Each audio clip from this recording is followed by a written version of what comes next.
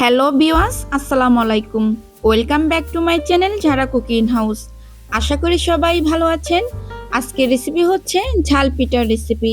আপনারা অনেকেই মিষ্টি জাতীয় পিঠা বা তেলে ভাজা পিঠা খেতে চান না, আবার অনেকেরই অসুস্থতার কারণে মিষ্টি খাওয়া নিষেধ থাকে। তো সেক্ষেত্রে এই ঝাল পিঠার কোনো তুলনা হয় না। আর বিকেলের নাস্তায় অথবা অতিথি আপ্যায়নে এই পিঠা হতে পারে বেস্ট একটা নাস্তা।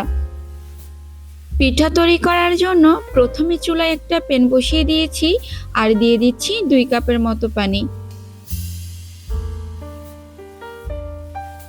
তারপর এখানে দিয়ে দিচ্ছি হাফ চা চামচ হলুদের গুঁড়ো আর হাফ চা চামচ মরিচের গুঁড়ো,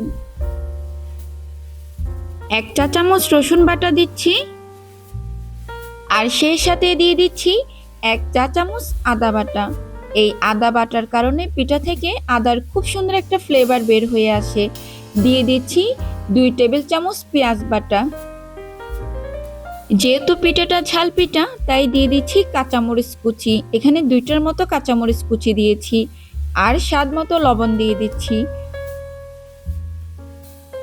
এবার সবকিছু একসাথে মিশিয়ে ঢাকনা দিয়ে ঢেকে পানিটাকে ফুটিয়ে নিব। পানিটা যখন এরকম ফুটতে শুরু করেছে এ পর্যায়ে হচ্ছে দিয়ে দিচ্ছি 3 টেবিল চামচ ধনেপাতা কুচি আর দিয়ে দিচ্ছি 3 কাপ চালের গুঁড়ি। আপনি চাইলে ময়দা অথবা আটা দিয়েও এই পিঠা তৈরি করে নিতে পারেন, তবে চালের গুঁড়ি দিয়ে খেতে কিন্তু ভীষণ ভালো লাগে। চালের গুঁড়ি দেওয়ার পর অনবরত নাড়াচাড়া করতে হবে, না হলে চালের গুঁড়ি পাতিলের তলায় লেগে যাওয়ার সম্ভাবনা থাকবে। 2-3 মিনিট এভাবে সিদ্ধ করে নিয়েছি। এই পর্যায়ে হচ্ছে চুলাটা অফ করে দিব। চুলাটা অফ করে দেওয়ার পর 5 মিনিটের মতো ঢাকনা দিয়ে ঢেকে রেস্টে রেখে দিব, তাহলে চালের গুঁড়ি খুব ভালো করে সিদ্ধ হয়ে যাবে। 5 মিনিট পর আবারও খুব ভালো করে নেড়েচেড়ে দিব। চালের গুঁড়ি খুব ভালো করে ফুটে গেছে। এই কাইটা তৈরি করে নিতে আমার প্রায় 10 মিনিটের মতো সময় লেগেছে। এখন চুলা থেকে নামিয়ে একটা প্লেটে ঢেলে নিচ্ছি আর খুব ভালো করে মধ্যে একটা সফট ডো তৈরি করে নিব।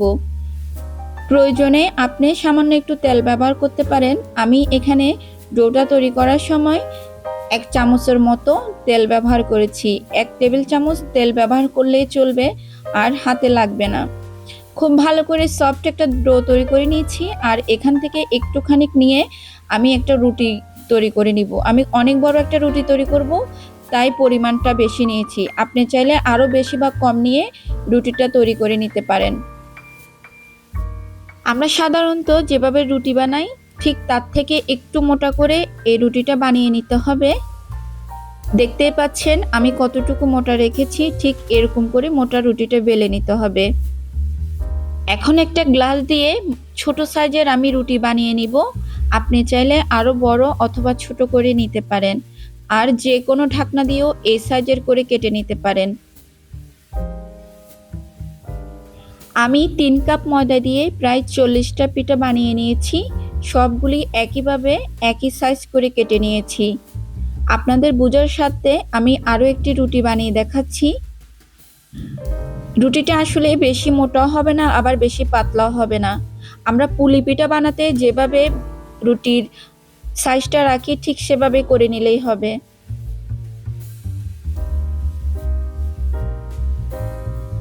আমি একইভাবে সবগুলি পিঠা বানিয়ে নিয়েছি। এখন এই পিঠাগুলোকে একটু ডিজাইন করে নিব, এই জন্য একটু তেল নিয়ে নিয়েছি আর একটা কাঁটা চামচ দিয়ে একটু ডিজাইন করে নিচ্ছি। চাইলে আপনি ডিজাইন ছাড়াও ভেজে নিতে পারবেন, তবে ডিজাইনটা করলে একটু দেখতে ভালো লাগে। দেখতেই পাচ্ছেন কত সুন্দর একটা ডিজাইন হয়ে গেছে। যে কোনো পিঠা পুলি যদি একটু সুন্দর ডিজাইন থাকে তাহলে খেতেও কিন্তু অনেকটাই ভালো লাগে। এইভাবে আমি সবগুলি পিঠা বানিয়ে নিয়েছি। এখন আমি ডুবো তেলে পিঠাগুলো ভাজার জন্য এখানে 4 কাপের মতো সয়াবিন তেল দিয়ে দিচ্ছি।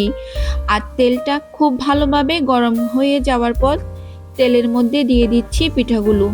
অবশ্যই তেলটা খুব ভালোভাবে গরম হতে হবে আর চুলার হিটটা অবশ্য হাই করে রাখতে হবে। হাই হিটে সবগুলো পিঠা ভেজে নিব। আমার প্রায় 4 মিনিট করে লেগেছে পিঠা ভাজতে। আমার সবগুলো পিঠা ভাজতে 40 মিনিটের মতো সময় লেগেছে।